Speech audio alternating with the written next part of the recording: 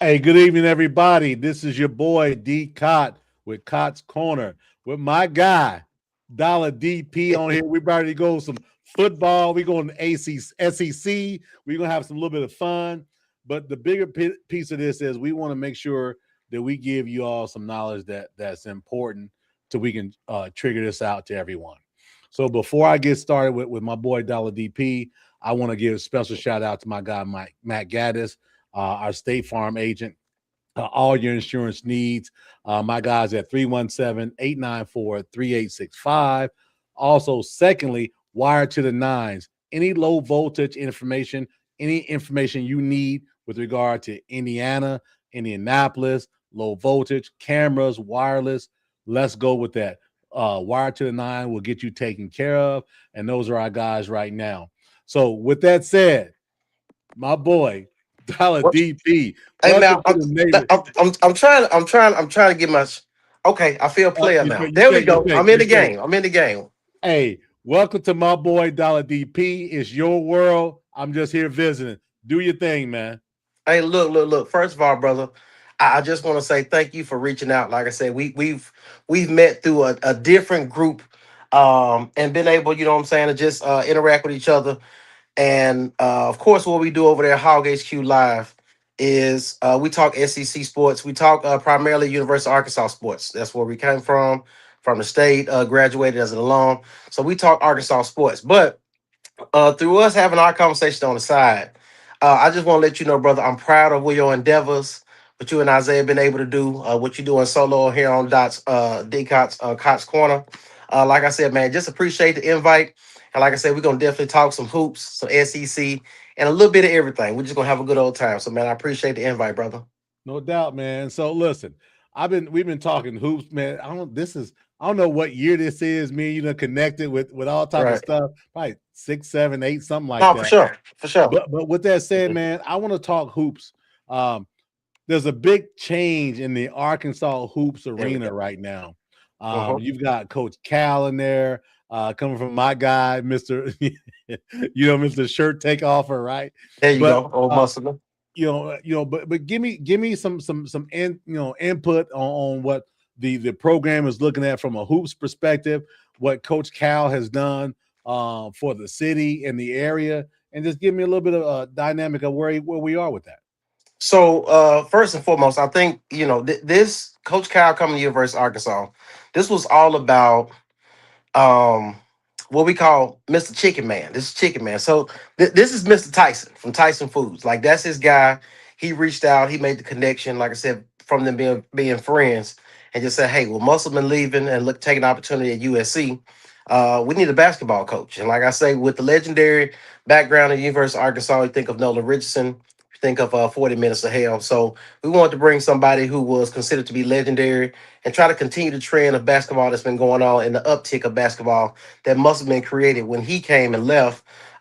So nobody thought Coach Kyle would ever leave University of Kentucky. Like this Yeah, is one of those things. Like if Saban left Alabama, you'd expect him to go anywhere else. But with the opportunity that presented itself, seems like Kentucky fans were somewhat fed up with Coach Kyle, saying that he hadn't won a championship in X amount of years. They know about the first round talent. At the same time, they were just saying, "Hey, at this point, we want more," and they wasn't getting what they needed out of Coach Cal, so they decided to part ways. And Coach Cal found his way to University of Arkansas in Fayetteville, and we are delighted to have him. Of course, you had some of the fan base because you can't make all fans happy. Had some fans who said, "Man, he's washed up, and this I don't know if this is going to work." And I'm like, "Look, if nothing else, he just creates notoriety.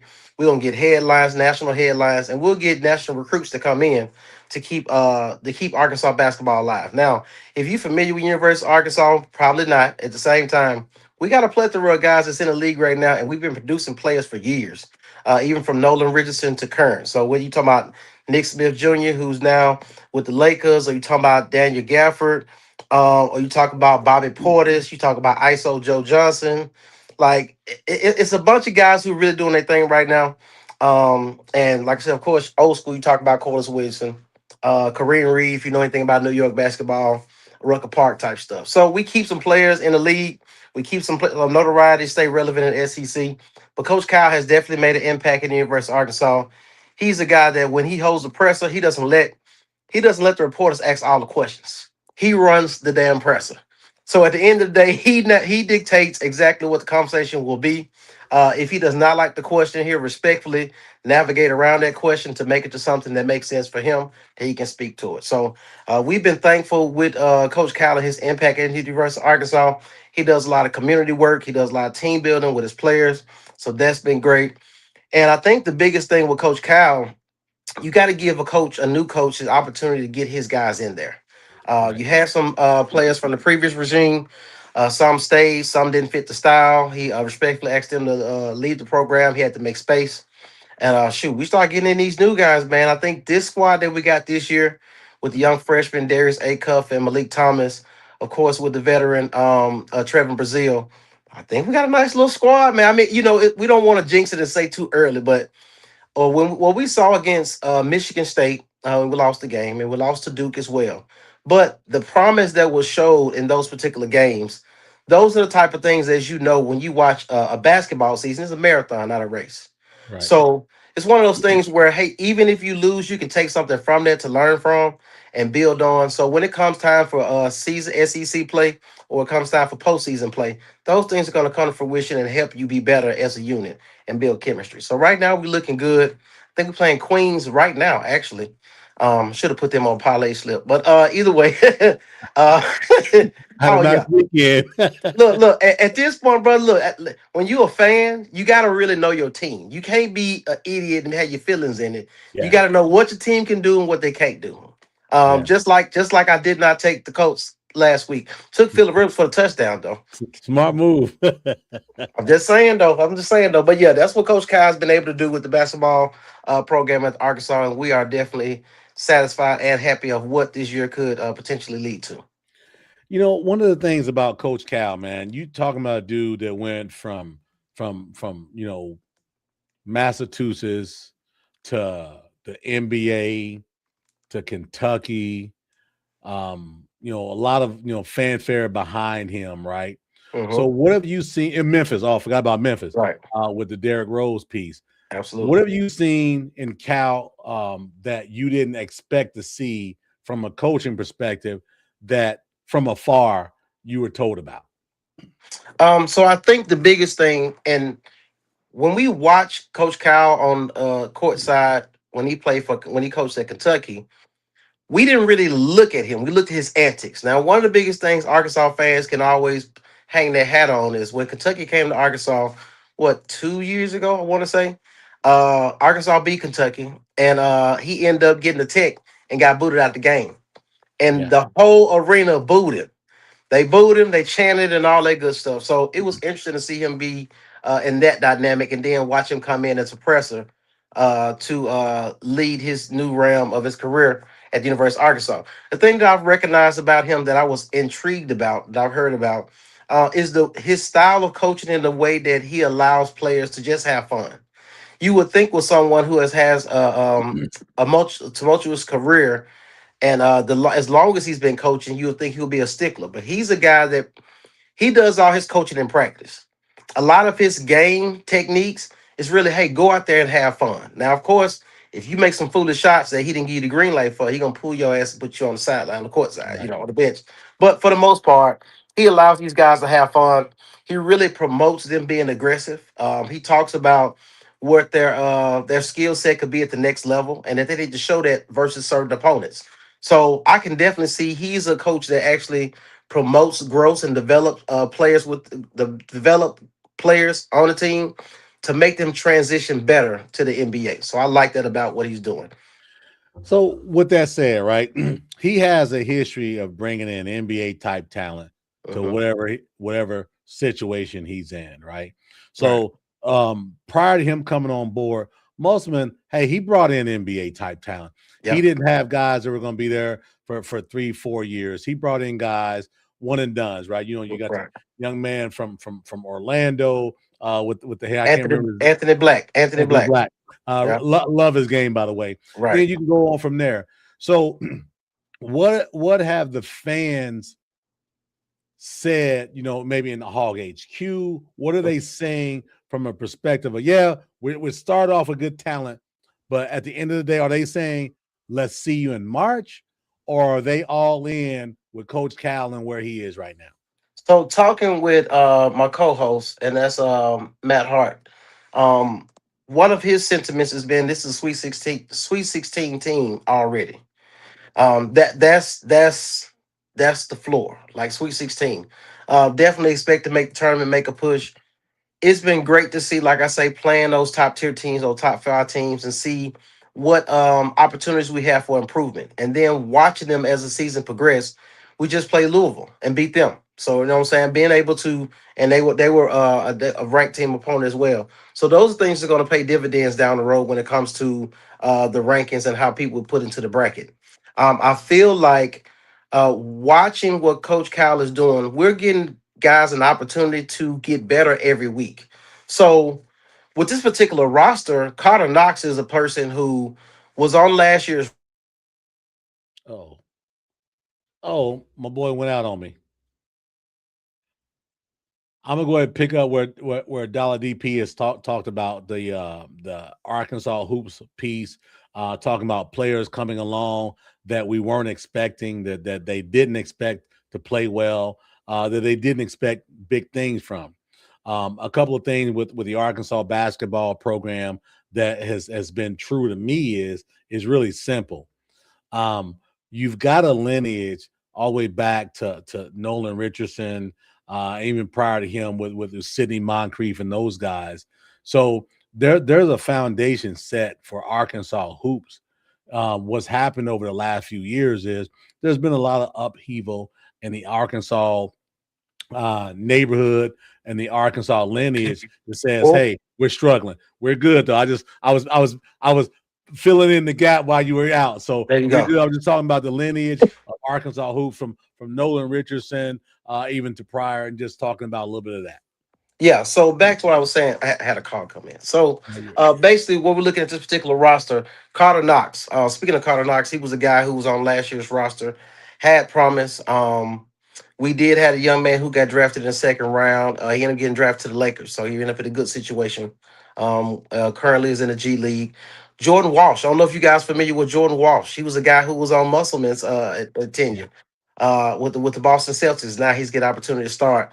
He was a dog on that defense. He was a guy who took his defense and made it his offense. So, but current roster, Carter Knox is a guy who was on last year's roster who tested the waters at the end of the season. Promising guy, 6'7" range, 6'9" range, can put it on the floor, can get busy in the paint.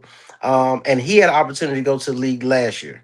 He tested the waters and decided to come back. Coach Kyle convinced him that, hey, if you put in the work during the offseason, we can make you a first rounder. So we're actually optimistic about what he can bring. We've seen him last year and hope that he will come back. He's actually showing promise.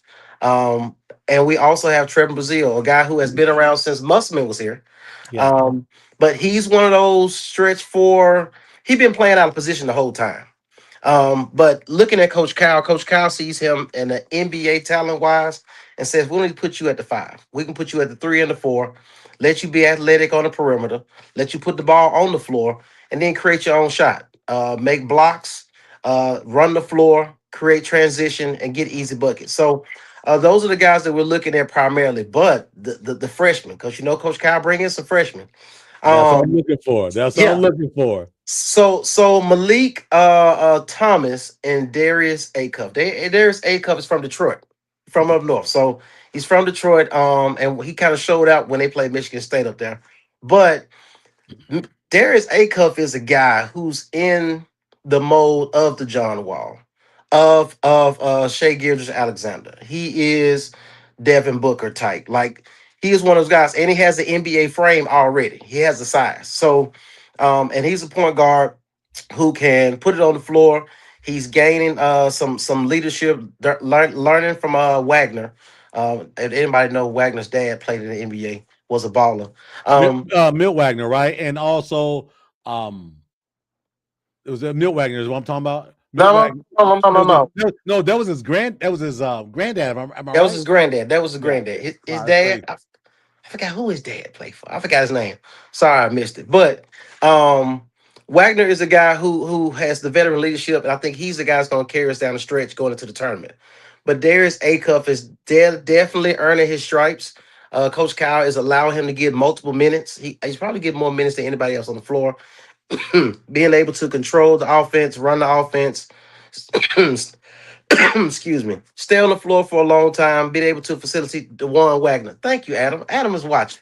There you Dewan go. Wagner is his dad. What's up, Adam? I've been watching you from afar. I've been watching you from afar. Yeah. Shout out to Adam over there at Hog HQ Live. But DeJuan Wagner's his dad. And like I say, he's one of those guys that we look at for the senior leadership that we think could take us down the stretch. He's been in those predicaments before, tough games, win, losses, etc. So he's been able to navigate from afar with the minutes that he has been provided. But there's Acuff is that guy that we can definitely see as a top 10, if not top 5 pick, depending on how SEC play goes. And Malik Thomas is a guy who can get out on that perimeter and he can just it his release is so quick. That's what we love about his game. His release is so quick when it comes to 3-point shot. He can put it on the floor, plays a little defense. He gets scrappy. This particular team is tougher than we expected. We talked about that last week at Hog HQ Live and just talked about how gritty these guys are. These guys get into it with people every other week, and we love it. We, Like we Black, love it. remember when Black was a Yeah, it's Anthony like Black. every game he was getting into it with somebody, right? Yeah. But I mean, but to be able to say, people always say we want some dogs. We want some guys that got that dog in them. And this particular team got a couple guys. And like I said, it's a situation where they're rotating. Whether it's Acuff and Thomas, then all of a sudden Trevor Brazile comes on, has a great game. Then we seen Carter Knox last week. So all these guys are getting together. They're building chemistry as a unit, but they're also getting off individually. And this is going to help us down the road when it comes to SEC play. So just excited about what the season can look like. It's funny. Obviously, I got Adam chimed in. It's funny because Milt Wagner, obviously, New Jersey guy, Billy Thompson, a New Jersey guy. All these guys went to Louisville, right? Mm-hmm. And then you have the flip. You have the junior going to Memphis, Yep. then going to Cleveland, and then you've got this young man playing for Coach Cal, and then going to Arkansas as well. So you talk about these pipelines, right? And that's a big thing in college hoops, right? Because this isn't a 90-man roster. Correct. Right. So having that and I hate that Wagner had the injuries that he had when he went to Cleveland. I just felt like of the Wagners, he was going to be the best of the Wagners. Yeah. Right? But with that said, what does young Mr. Wagner bring that maybe his dad or his granddad didn't bring that you've seen or that some of you all have seen at this point? I think he doesn't have the athleticism that his dad had. At the same time, I think his basketball IQ is what sets him apart. His ability to see the floor, be a true floor general, be able to navigate the offense, see the pass before it even happens, see a guy open before it even happens, throwing the oop, things of that nature. But I feel like his basketball IQ is probably his best asset. And once again, that's why I feel like when it comes time for SEC play, some close games, or it comes down to some tournament play, he's the guy in his experience, win or lose from last year and the previous years at Memphis, that he's going to be able to take that experience and take us where we need to go to get in the tournament and go deep into the tournament. So with that said, right, we've talked about Cal coming from Kentucky, Arkansas and Kentucky have that basketball rivalry type deal, right? So I saw Indiana play Kentucky this past weekend. Indiana was up, I think, 7 at the half, right? Right. They went cold in the second half. Now, so Kentucky, I want to say, lost 8 players when Cal left from between transfer portal, guys moving out, and all that. NBA, that type of thing. So I was impressed with the fact that the way they came back in the second half, right? Indiana was playing ball, but they shut them down in that second half. What are you seeing in the SEC from a difference making perspective? Teams like Kentucky, teams like Alabama, teams like even Georgia, that or if there's things out there that you want to share that is a different dynamic. Because remember, used to be a time it was ACC and Big Ten and Big Ten with a little bit of challenge from the Pac-10, but Big East, they ain't here no more, right? Right. So, or of course, the Georgetown, Syracuse, Right. St. John's, that wing, right? But what are you seeing now from a perspective of 2025 hoops that you and I saw maybe 20 years ago. Right. So I think, and you can compare this in regards to football. So when you talk about the Big Ten, you talk about the SEC. One thing people talk about the SEC is the physicality, Right. right? I will flip that in regards to basketball. You talk about a team like Michigan State, the physicality, these guys in the post, guys who are big 6'9" in height, who can put it on the floor, bang out in the paint, step out on the perimeter and make shots. In the SEC, what we're seeing is electrifying, fast speed up and down the floor. The Alabamas, the Tennessees, the Kentuckys, the Arkansas, being able to run the floor and make plays. I think about Georgia, and Georgia is a place where they don't get a lot of top tier guys, but they get one or two every couple of years. Yeah, right. Anthony Edwards went to Georgia, and people don't even remember that, right? So, and Him of and course, Coach they Green. right, and of course they got Dominique Wilkinson is at Georgia right now as well. So he's a human highlight reel when it comes to these dunks.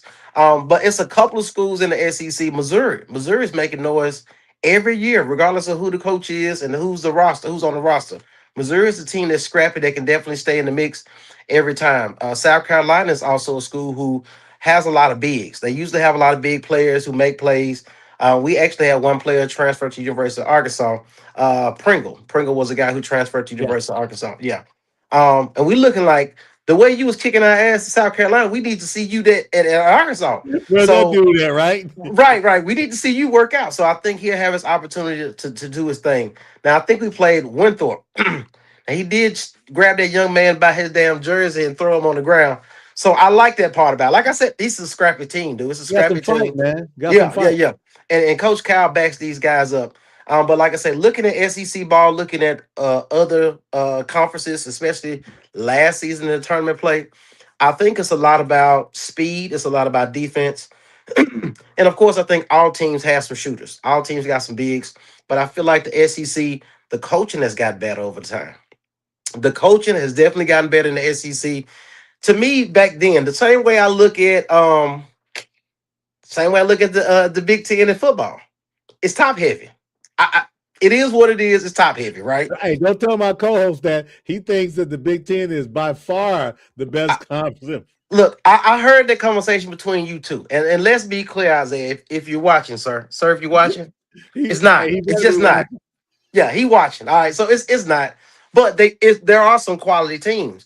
When I look at the SEC, it's hard to find a sorry team in basketball. And it's just because the coaching has gotten so much better over time.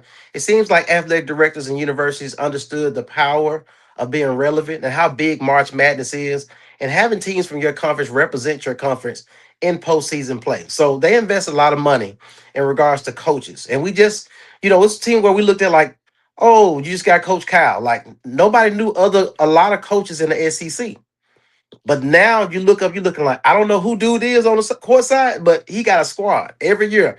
He is They competitive in hooping. every They game. hooping. That they hooping for real. So, like I said, it's dope to just see a lot of these teams play real well, have versatility, and be competitive come SEC play. One of the things I talked about my guys on our previous show last week, I said, they talk about, oh, your boys, Alabama, man, they got all this talent. But I said this last week. I said it this weekend. There's no way that Coach Oates can win a Final Four game, or hell, even or beyond a Final Four game because of the way they play. And I don't want to get too deep into it. So I believe that Alabama shoots way too many threes. Mm-hmm. I think they're way too analytical, right? And the other piece of that, why I picked Arizona this past weekend, was because I felt that Arizona with the talent, and I've said this: if you got a similar talented team than the Alabama team, you're going to win Correct. because they don't like shooting twos. Mm-hmm. And if you looked at that, remember they were up 2 points at halftime. Yep. And they came out. It wasn't like they got cold, but they just looked uncomfortable. What as Arizona did, they forced them off the three and they made them drive the ball. And Yep. they looked at the drive and kicked. They said, no, we're going to cut that off too. and it looked as though Alabama looked uncomfortable shooting twos and didn't like, hell, even when they hit the two, they didn't Right. like it, right? Right. So with that said, I'm not a big analytics guy, right? And people are not, if you're an Alabama fan, you should support them all the way. I'm just being true, man. Right. They don't play the type of basketball that in come March that's going to be is going to resonate to an opportunity to win because it's one, this the analytics game through and through. Their Right. coach is an ex-math teacher. So he's numbers, numbers, numbers, numbers, right? Gotcha. And then the other piece of that is they don't have the bigs athletically that they've had the prior years, guys that can go get the ball at the rim. Right. I believe that the University of Alabama, there's been a lot of. I think they started off. I want to say 3 or 4 in the country. They played Purdue. They went out west. They played Gonzaga. They went Midwest. They played Illinois. Great, that's wonderful. Right. But when you play a team that's similar to you, I just believe that they're going to be in a tough situation, and I don't think they have the horses right now. Mark Sears is in Milwaukee, right? Right. Your point guard. You Uh-huh. got your bigs that aren't as grown men. So what are you seeing? And that's gonna be my last about SEC hoops. Then we'll go to CFB because we know what's going on this weekend. Right. Thoughts on that, man? I want to get your thoughts on breaking down this analytics and shooting threes. What are your thoughts on that? I think it has to be a combination of both. You can't if you live by a three, you'll die by a three for sure. Right. And if you're gonna shoot threes and fill that void or fill that category analytically in regards to shooting three-point percentage, you gotta have some bigs in place to get them rebounds and putbacks. Mm-hmm. Getting rebounds, put back, easy buckets on the twos, get to the free throw line. That prolongs the game, that slows down the game. That gives you an advantage to get your thoughts together. That gives you an advantage at the free throw line to, hey, let's sub this guy in and give him a rest. Let's put in a different type of guy, a pace guy, whether it be a point guard or a big who can run with the guards playing small ball. So those things got to be pivotal. That's one thing I seen at the University of Arkansas that this past week that was definitely great to see. Getting to the free throw line. Like Musselman reminded me in his tenure about how well we have to shoot. And he was analytical when it comes to free throws. But just understanding how free throws can keep you in a game and let you not get away. Because once again, you keep shooting threes and keep missing. You go down the court 3 times and miss threes and turn the ball over. Now the possession's going the opposite direction. And these guys are taking advantage of it and scoring buckets. Now you down 6, you down 8. Somebody gets an and one. The crowd gets into it. Now people heads are down. Like you got to be able to slow down the game and navigate it and keep it even keel. And then if it's gonna spike up in energy, it needs to be on your merit, not on theirs. Right. And that's a good point, and that's a good finishing point, right? So as we talked about hoops for about 20 some odd minutes. Oh, my man's interrupted me again. So we'll be okay. We're gonna pivot to the CFB college football, the 12-team tournament. We've talked at nauseum about Notre Dame, Duke, BYU, a little bit of the Michigan situation. Obviously, we talked about the top tier teams: Indiana, Ohio State, Georgia, along with Texas Tech. So what I want to do with my guy, DP, is when he gets back on, I want him as a football guy. That's my guy, right? So I want to make sure that I give him an opportunity to speak about the top 4 teams.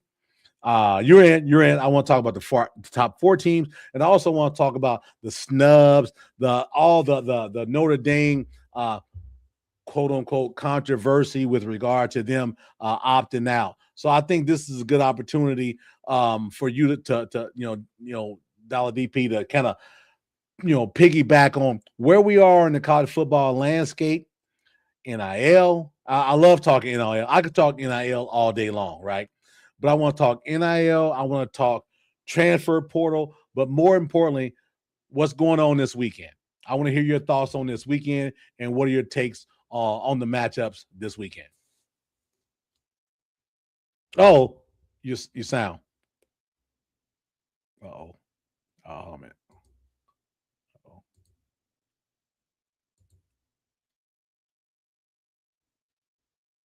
You gotta unmute yourself. I think it's saying you gotta unmute yourself. Oh, my man, his internet is struggling. How about I remove you and I try to bring you back in? So as we were talking about, my man Dollar DP is strong on the college football landscape. What is, what isn't, what's working, what's not. And I think it's important for all of our viewers to see where we are collectively as a whole, big picture wise. There's a lot going on from the Notre Dame perspective, from Michigan to, hey, if Alabama loses this weekend, does Kalen flip over to Michigan? Well, if that's the case, who comes to Alabama? You talking about your guy, our guy in Missouri, and all those things like that. I think you're in there now. Oh, can you hear me now? got you. My boy is. We're back. Hey, listen, y'all. This may be 2025, but it's cold some places, and some things just don't work always. So you Look, back in. look, look. I thought my comment. Maybe you had censorship on here. I heard what you said, and I'm ready to go in. Let's go. My comment was fuck Notre Dame. Look, at this point, Oh, Paul. I want you to say it one more time for our buddy. You know who I'm talking about. yeah, I yeah, want yeah. you. Yeah, fuck Notre Dame. Use a baby back bitch. At the end of the day, for you to bow out and not get what you want, it is the most entitled situation I have seen. Now, I understand this $50 million you get from the network, and people say you need to join a conference, and you saying I want. I get it. Just know that we don't respect you. Every year, as a person from the South, we hear Lou Holtz talk like he got a mouthful of marbles and Skittles, talk about how Notre Dame is going to be so great. And we looking like they look good. They got primetime spots, so we see them. But when y'all play real teams, I ain't gonna lie, SEC teams, y'all get your ass whooped. Don't nobody care. Nobody cares. Like, this is not Rudy. We don't give a damn about none of that. So and Marcus Freeman hairline is diabolical. Let me just go ahead and just get all this out the way while I'm on it. But Notre Dame, and I'm be honest with you, I like the Notre Dame team this past year. I like the team. They came to Arkansas and whooped our ass. Make sure Uh, everybody understands that. He said he likes the Notre Dame team. I Don't like be the so team. mad because he's giving an honest facts over feelings thought process on your team. Yeah, Continue. I don't care if you wear the leprechaun panties. I'm just saying, either way it go, I like the team that came to Arkansas and whooped our ass. I watched Notre Dame early in the year because I watched Love the previous year, and I was like, man, they got a nice running game. Notre Dame hasn't had a quarterback worth talking about since Brady Quinn. Collins, Brady Quinn, Brady somebody. Quinn. Yeah, Yeah. I'm just like, that's the one thing Notre Dame has been missing. They need the 5-star quarterback, a guy who can make plays with his legs. They keep athletes. Like, I know they got a lot of former NFL players, sons on the team. Yeah. And they got the talent. It's just that for me, I want to see them have a legitimate quarterback, somebody who can actually contend for a Heisman or something like that. Somebody who can make plays by himself and put the game on his back. But they got a nice team. I like what Marcus Freeman has doing with the team. I don't respect their choice to opt out of the game because they didn't make it in. It was teams last year. Florida State got kicked out, right? Like, this is part of the game. Like, you have to understand it.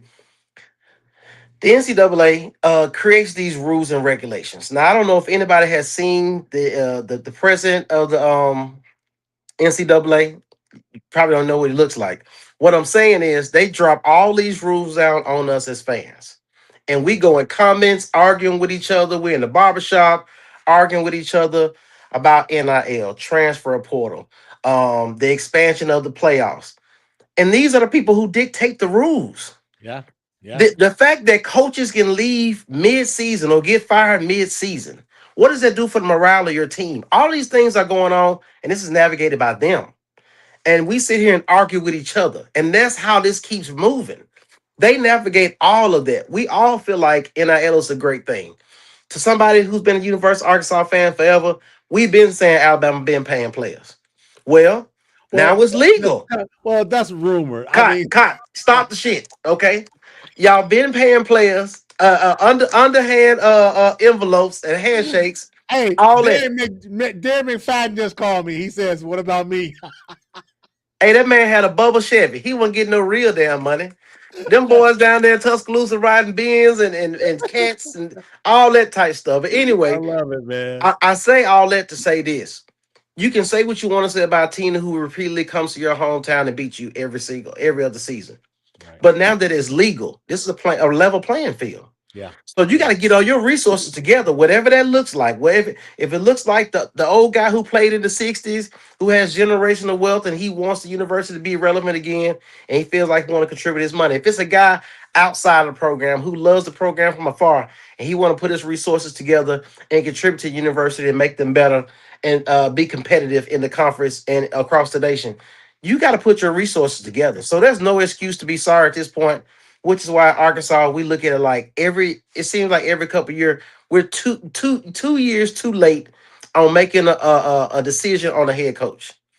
We So, keep it got too long, we get comfortable.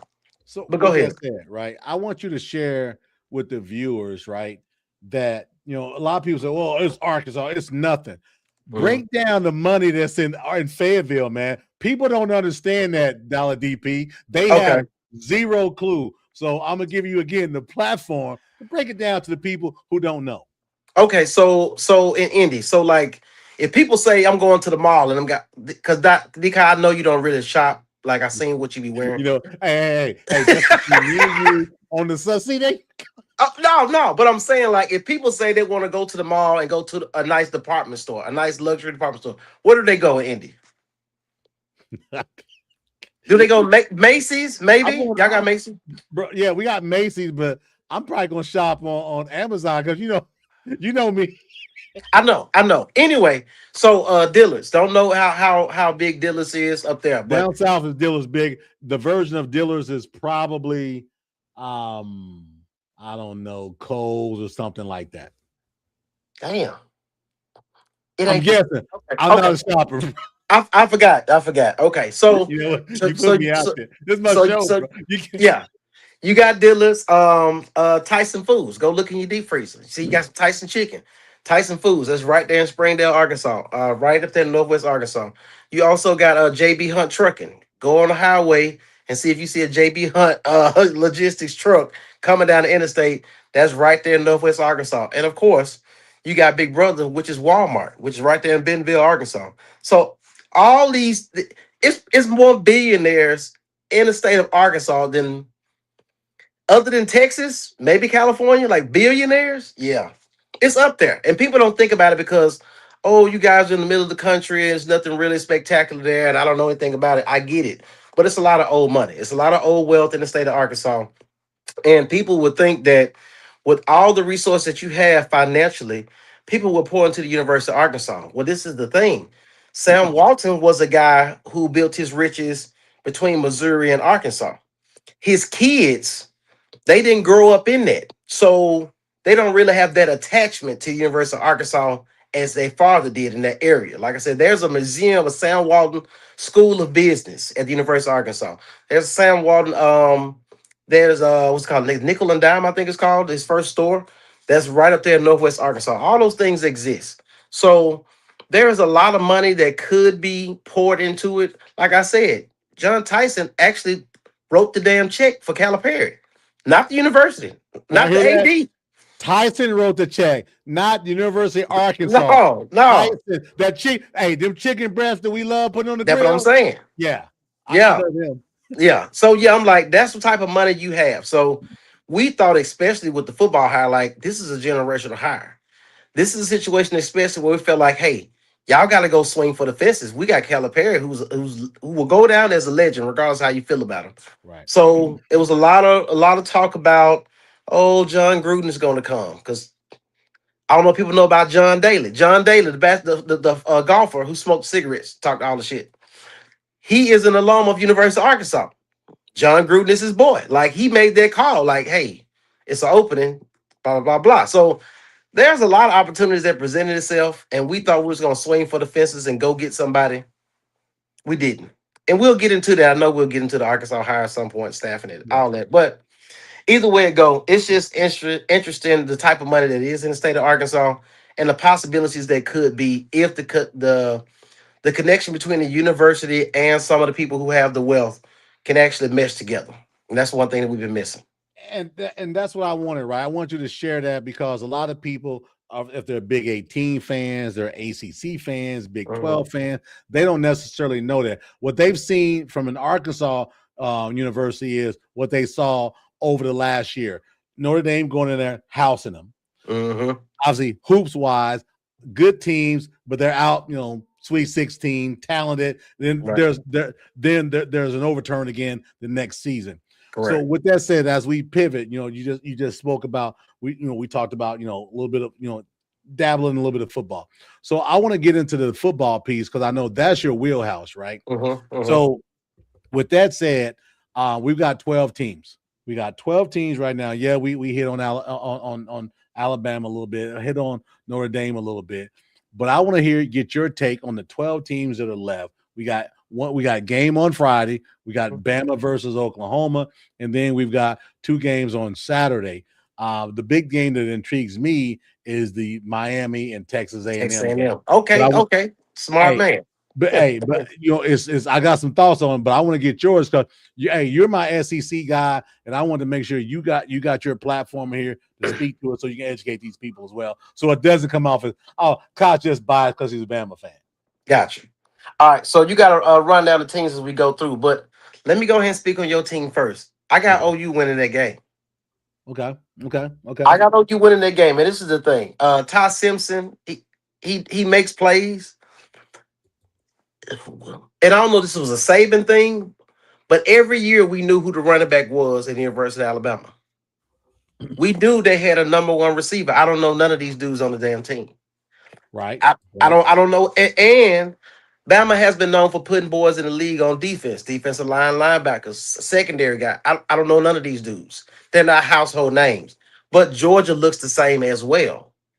It's interesting how that's playing itself out. I like Oklahoma in the game versus Bama strictly because of OU's defense, not because of the offense. Okay. Yeah, I think OU has a strong team.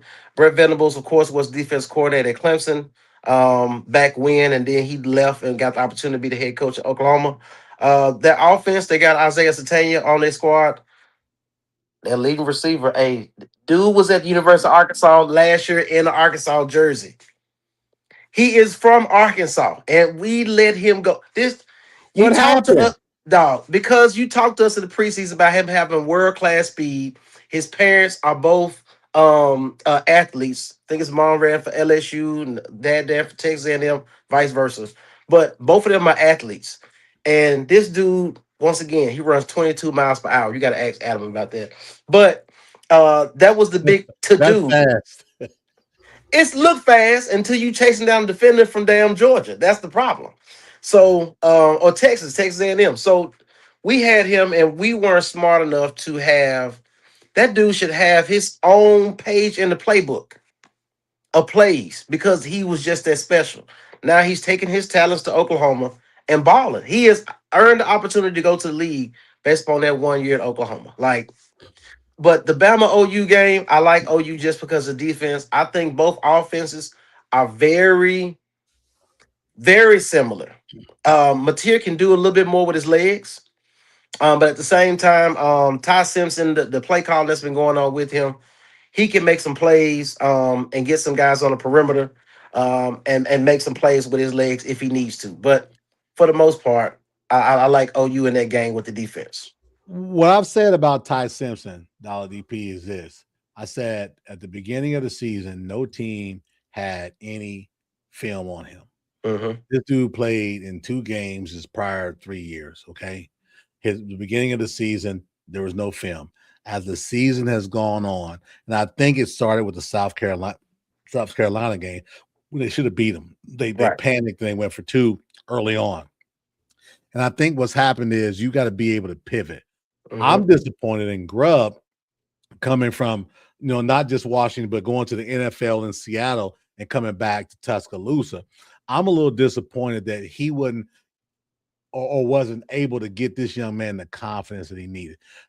He looks devoid of confidence as a quarterback right now to me. He looks indecisive. So you take that South Carolina game and you swing it over to the Oklahoma game.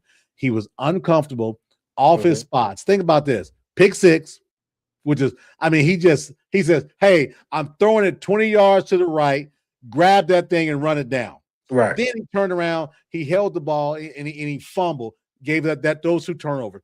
Then of course you've got your sophomore Williams who fumbles a punt, right? Bama outgained Oklahoma about 150 yards in offense, right? Mm-hmm. Let's all talk about that. Doesn't matter. Right. I don't care how many yards did you win or lose, right? Yeah, you know. Yeah. So what can Bama do this weekend that they didn't do? That doesn't mean we won't turn the ball over. We can all say, "Hey, you take those 3 turnovers away, and listen, I'm in like 8 million Bama groups. Oh, turnovers, we're good. We're beating them by 2 touchdowns." And even Tornado told me, he says, "Dad, Bama by 10." And matter of fact, I'm gonna get you on with Tornado because he wants to talk to you about it. Got it. But with that said, he says, no turnovers, they win the game. But it's got to be more than that. It's got to be more than that because this team is going to be prepared differently, just like Georgia was from Mm-hmm. September 27th to last weekend as well. Correct. Right? So thoughts on that? I want to get your thoughts, and then we'll pivot on to the other teams as well. I feel like that's a game where you have to take advantage when you get down in other teams' territory. You got to make those point counts in regards to kicking those field goals. And I don't know if you watch OU when it comes to special teams. Adam always says Arkansas special teams are special. Best kicker in OU, the country, right? yeah, yeah, yeah. But OU special teams, opportunity to run one back, that makes a difference to me. I feel like somehow Ty Simpson will mess around and still throw a pick. It's That's just going to the be the key. it's just the pressure that they put on the looks that they give you in the Brent Venables defense. Like the way these guys disguise defenses and the way they scheme up against offenses. Both teams are definitely going to be prepared for this game. This is going to be who makes the least amount of mistakes. People talk about turnovers as well, and just capitalizing on the opportunities that's given to you. Okay. I like that, right? Because that means it's a fairly even matchup. Oh, for sure. Yeah. And what are you going? Who's going to make the big play when it's necessary? Does Williams make the play? Does Jeremy Bernard make the play? Does Material make the play? Or does that defense that's ball hawking on for Oklahoma? Are they punching that ball out? Yeah. Man, listen, they had about 7 plays in that game in T-Town. Man, that fist was balled up, and I'm telling you, they were going for the ball, Right. and that was very impressive to me. But as we pivot, next up we got A&M and Miami. Now, A&M is the favorite in this game. Mm-hmm. But something tells me, man, that defensive line from Miami has something to say. I just don't like their quarterback. Okay, so we together. Watching Beck at Georgia, I wasn't impressed. First of all, he looked like Timmy from South Park. He looked like he's zooted and stoned out every time I look at him. So he's not 4 million special, worth, by the way. huh? $4 million worth, by the You way. know what I'm talking about? Yeah, yeah, yeah. So at the end of the day, he's not a player who can put the team on his back. And I think that's the thing that's interesting. I don't like Miami's run game either. I feel like if you make them one dimensional, they lose the game. Um, Texas A&M pass rushers, edge rushers, they put an edge rusher in the league seems like every other year. Yeah. That whoever the defensive coach is, defensive line coach, he does a phenomenal job to develop talent and get pressure on guys. I have seen when Beck has get rattled. Once he get 2 or 3 sacks on him, it's over with. His confidence is He, shot. he he doesn't look comfortable, by the way. Those Right. feet, that pitter patter of feet. You're exactly right. And I referenced it to the Bama games they played against him. Right, Hmm. he was just so uncomfortable. And if he's uncomfortable, this I'm not going to say it's going to be a whitewash, but it could be a 2 touchdown win. This is the thing. The way Marcel Reed went healthy, because I think what was that last game? They played Texas. They Yeah, lost to Texas. Yeah. So he wasn't 100%. He got injured in the game. But if Marcel Reed is 100% or as close to 100% as possible, there's no way this game can be close. Like I think this could be a 2-score game easy in regards to the advantage of Texas A&M. Texas A&M plays fast. They're gritty. They play together. They find ways to win. I like their run game once they get up. They will definitely put their foot on your neck and choke you out. So I like Texas A&M in that game. I do understand what you're saying. I feel like Vegas gonna make the call in regards to Miami. But if we being real, and we talking that landscape of how it can flow. how much money is going to go towards Miami as it would to Texas A&M if they make the next round. You gotta look So at that swing, right? You gotta look at that swing no, for this, sure, this for weekend. sure, for sure.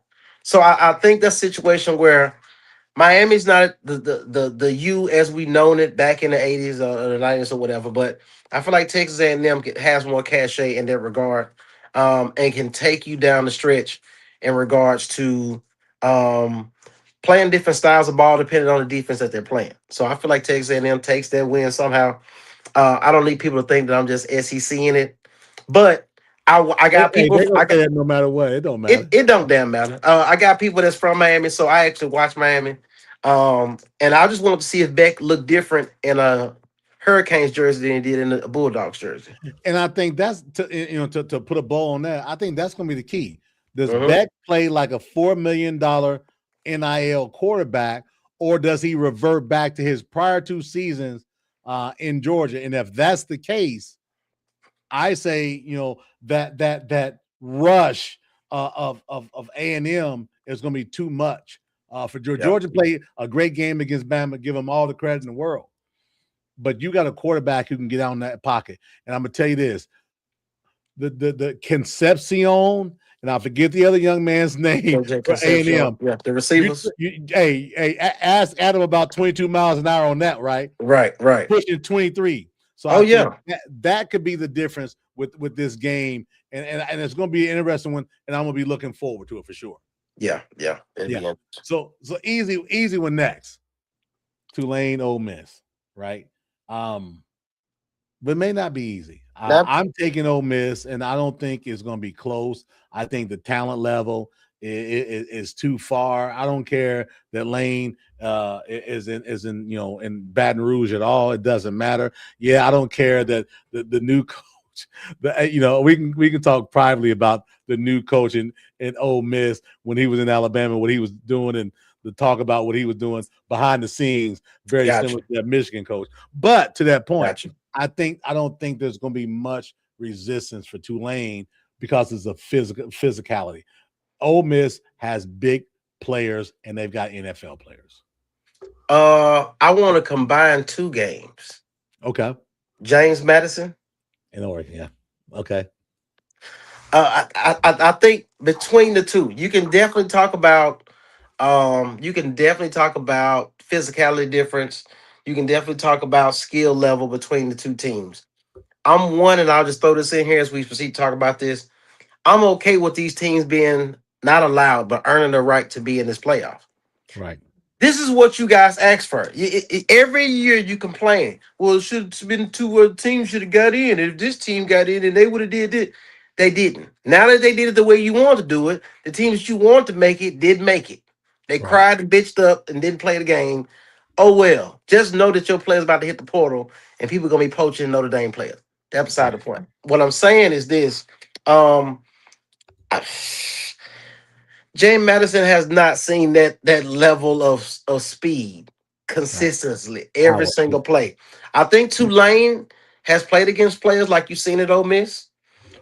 It's just some dogs down in that area of the country. You dig what I'm saying? Okay, Because you may not have the grades, you may have reclassified, and you couldn't make it to Ole Miss, but you went to Tulane.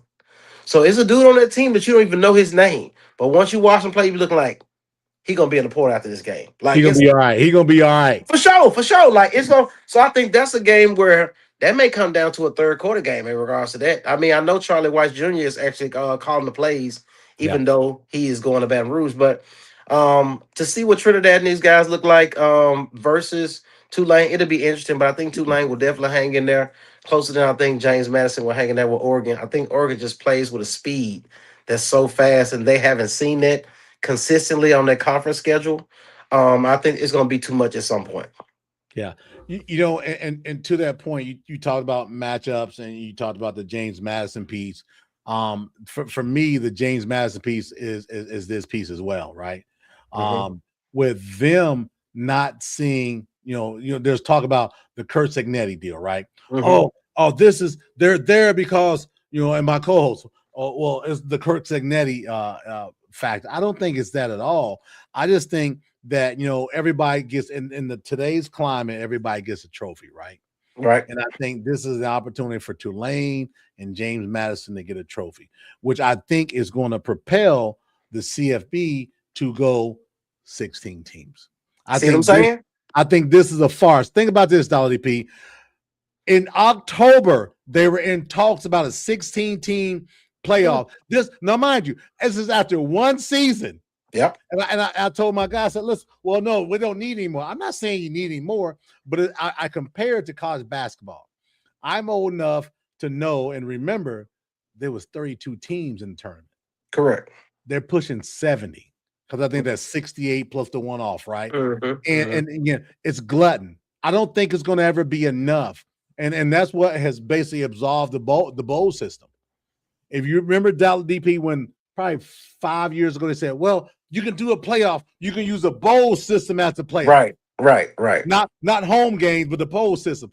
Right. I think the only thing that's going to save the bowl system is go to that. If you're going to do a playoff game, you get 16 teams, which is 8 bowl games, and you have it out. And then you flip it to the next week. I don't think the bowl system can last the way it is. I'm going to take what you're saying and sneak in from a different angle. All right. I'm looking at the business of college football. Mm-hmm. You still got signing day. Where does that land on the calendar? You also have transfer portal. When does that open? When does that close? Gotcha. If I'm on a team and I'm still damn playing in the playoff, but I know I ain't playing, when can I hit the portal? If I'm on a team and I'm not playing, I want to play. I want to stay on the team so I can get the ring and at least go to the championship.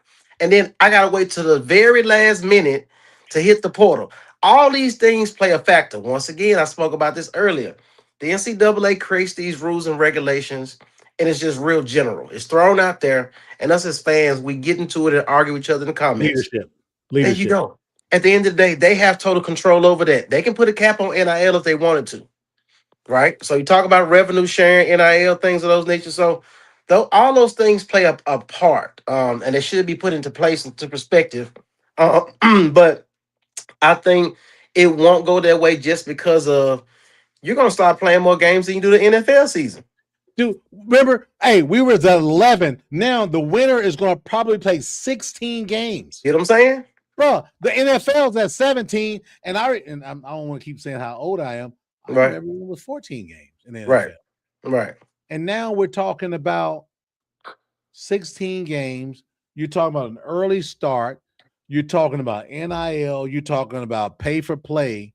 And I'm not going to say, well, just call them pro athlete. I ain't going to call them nothing. What I'm going to call them is this money that's been on that table. Where's that money been? Yep. That's my question.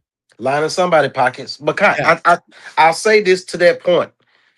Imagine you're a guy and every game that you play in the playoff, they use the bowl games as a playoff. This guy draft stocks keep rising. Yeah. And the more wear and tear he takes on his body by playing these more games. Right? I mean, we seen Genty. I mean, he went to the Rams. I mean, the Raiders, who are garbage as an organization. Don't get me started, man. He was a first round pick for me, my fantasy league. And in spite of him, I'm in the playoffs and I won this week. So I digress. Gotcha. Understood. But I just think the wear and tear that it takes on a player's body, these guys need to start training for the combine. Yeah. So how many games is too much? And I think that's the situation where it comes down to it. At this point, this is all a money grab. And this is all about money at the end of the day. It's been about money for a long time. And I especially don't like a side note when people get upset with players when they leave the university and say they're not loyal. Meanwhile, the coaches take the culture, the staff, they move family members. They have a big impact when they leave. So that's a whole other situation. But at the end of the day, I don't think they'll continue to do to stretch out this whole thing with these bowl games. You brought up something really good, right? So we talked about on our show about assistant coaches having to uproot their families and move. Coach Lane Kiffin said to his coaches, if you ain't on that plane, you're on your own. Right.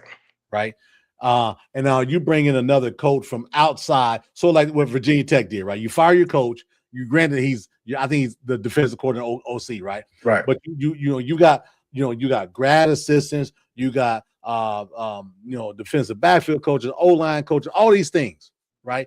People don't talk about that. It's, these players are ridiculous. These grown-ups been ridiculous, man, for years. A long time. And now because the proverbial the rabbit got the gun, right? Now they mad. I'm not upset about it, and I want all these players to get as much as they can because one of the things I said was I think it's about 1.8, and you can correct me if I'm wrong. 1.8% of the college players get on the NFL field and play long enough to be able to. I think 3.5 years or something like that. Right. What is he supposed to do then? Right. Oh, well, he's got an education. Hey, listen, I went to school to benefit myself. Everybody goes to school to benefit themselves. Some guys go to school to benefit themselves from a playing perspective.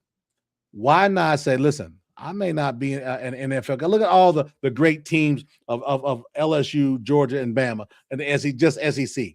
Mm-hmm. All those guys didn't get the NFL. Right. They had historical teams. What are those guys doing? I support all the dollars you can get from a car dealership, NIL money, and just like my guy Sellers for South Carolina, man, I almost cried, man. Oh yeah, because they said he is in negotiations with the school to stay. Yeah, you saw the timeline. I know you saw it too. Yeah, you're mad at him for what? Right. Lane just did the same damn thing. Right. So let me get my soapbox. Yeah. You know they can go left real fast. Yeah. Yeah. Yeah, it is what it is, man. And that's tough, right? So, but I like the fact that we're on this piece, and I really want to hit on this as we go down the path, right? I want to get all our guys on, man. I want to get obviously I want to get Isaiah on. I want to get your guys on. I want to get Ramon on because I think what we need to have, is an opportunity to talk about the real stuff. We can get our feelings all we want, but man, this is big, right? Is Ramon the dude that be hollering at the screen? Yeah, Ramon's a high school coach at Washington High School here in the city. Went to Butler University, right? Okay, okay. He's an Ohio State fan. No, we're not going to blame him for being an Ohio State fan. He's a little jilted. He was hurt by what the Hoosiers did to his boys this weekend. I think he said it was too many holding penalties. It was a missed field goal. It was this. I think he gave me like 17,300 excuses. Wow. But I kid. But the point being is, I think this is a time where things are going to change, man. We got to talk about this. We can shove it on the rug if we want. Right. It's going to keep coming. So that's my thoughts on that, man. Gotcha. Yeah. Want to spin the block back on?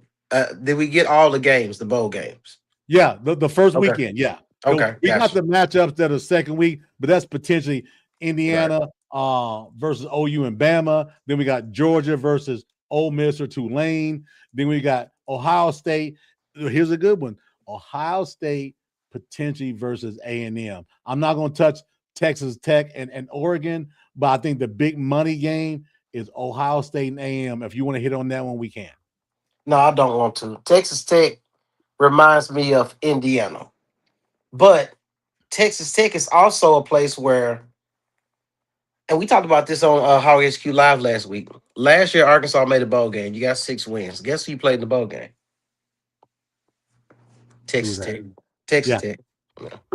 So from Texas Tech to go from playing Arkansas in the bowl game to turn it around and be in the playoff, and Arkansas then won 2 games and hired another coach, it just shows you the impact of properly utilized NIL, how far it can really take you.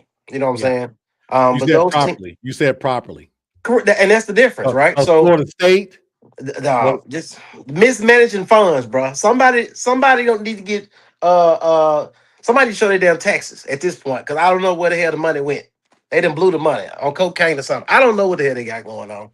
Either way it goes, yeah. Either way it goes, it's not paying dividends on the field. So it was what it was. I know Lil Buddy talked all that trash against Bama the first game, and they won. I was like, oh, okay, you talked this shit, and he backed it up. I like it. Yeah. Then I watched the rest of the season. I was like, these motherfuckers sorry. Hey, they say, when we say the neighborhood, he blew his wad on that one, Doc. For sure. Like he did his thing.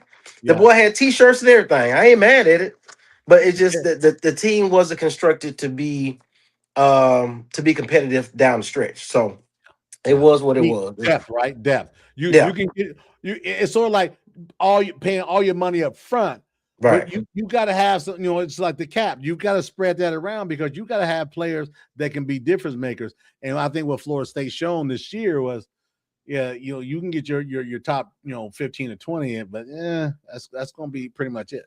right, right, right, So right. so with that said, man, listen, I know listen, I appreciate you being on with me for this hour. This has been on point for me, man.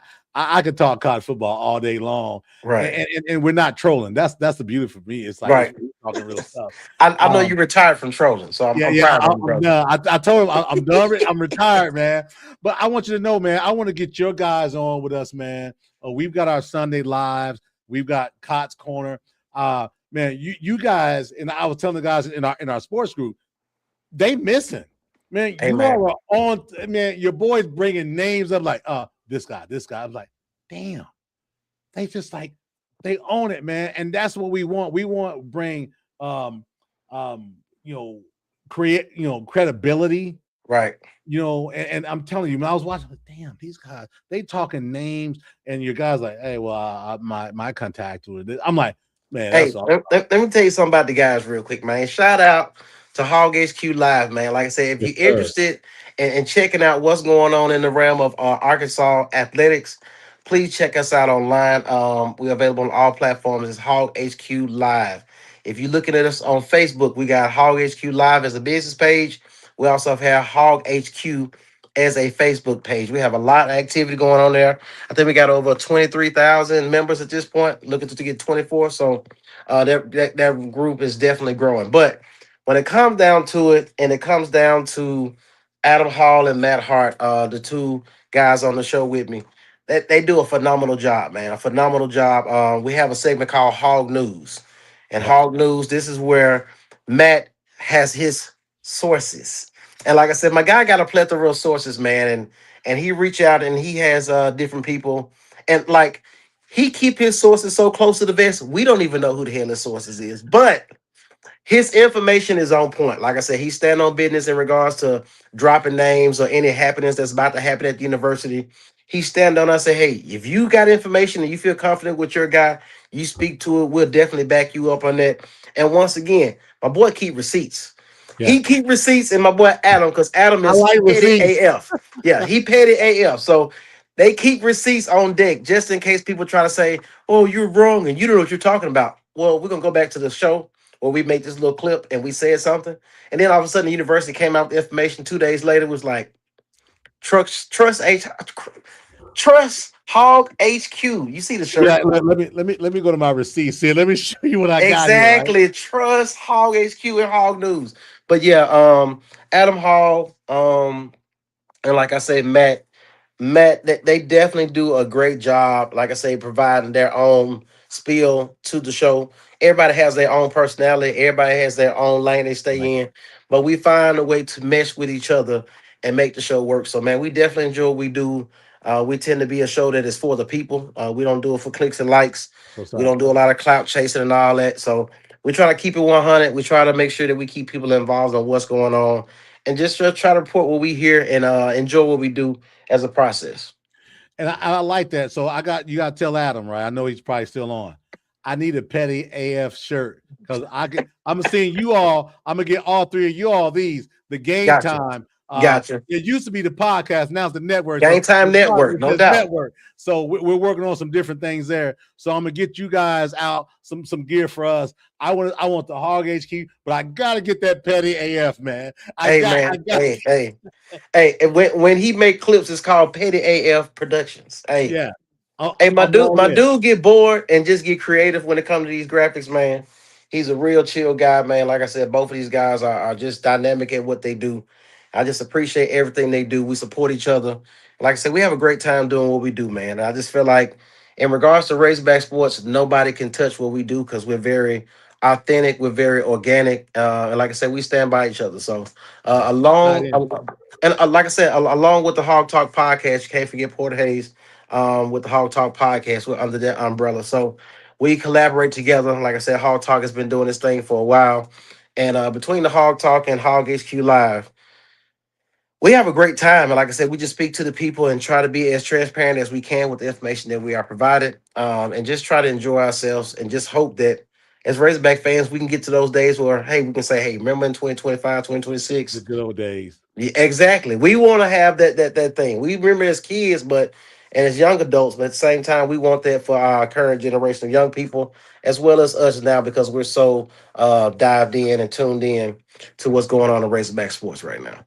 Definitely. So what I also want to do, man, and to finish it up, I want us all to get together and I want to leverage some things, off air we can talk Gotcha. about. It's going to be some good stuff, man. Appreciate you being on board with us, man. Again, thanks to our sponsors, Matt Gaddis and Wire to the Nines. We wouldn't be capable of doing this. And our boys at Hog HQ Live. We're going to tie in some things. This isn't the last time you're going to see Hog HQ Live. On this show on Cots Corner, on our live show, Game Time Network, because that's what matters, right? We're trying to be we're regular guys trying to make things work. Sure. So this is where we are. I'm gonna get my boy Sykes on in the next one because he was that's. I listen. The rule is he can't troll but twice, and after that we gotta be real sports. Reggie miss, man. Yeah, but again, I appreciate you, man. Nothing but love. I'll be in touch with you. Make sure you Adam and your boys know. Hey, Petty AF, I need to have it. Adam, I need to have it. So, I love it. Be safe, man. I appreciate you. No doubt. Folks, thank you all for tuning in, being a part of what we do. And again, if there's any feedback or communication you all want from us, topics, by all means, hit us up. You got all of our information. Hit us up and let's make this happen. Okay. No doubt. All right, man. I appreciate you very much.